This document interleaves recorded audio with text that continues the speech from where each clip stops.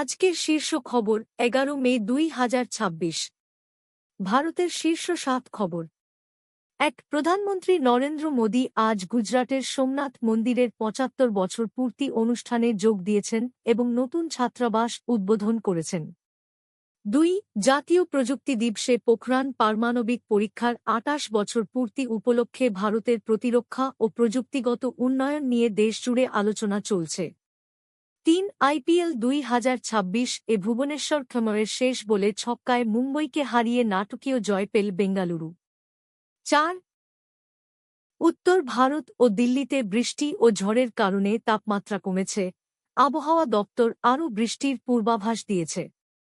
5 ভারতের অর্থনীতি বিশ্ব অস্থিরতার মধ্যেও 6.6% বৃদ্ধির পথে রয়েছে বলে জানিয়েছেন অমিতাভ কান্ত। 6 পশ্চিমবঙ্গ বিধানসভা নির্বাচনের পর কয়েকটি এলাকায় রাজনৈতিক সংঘর্ষের ঘটনা সামনে এসেছে। 7 চেন্নাইয়ে ইন্ডিয়ান অ্যাথলেটিক্স সিরিজে তেজাস 110 মিটার হার্ডলসে দুর্দান্ত জয় পেয়েছেন। বিশ্বের শীর্ষ 3 খবর। 8 ডোনাল্ড ট্রাম্প ইউক্রেন রাশিয়ার মধ্যে 3 দিনের যুদ্ধবিরতির ঘোষণা দিয়েছেন, বন্দি বিনিময়ও শুরু হয়েছে।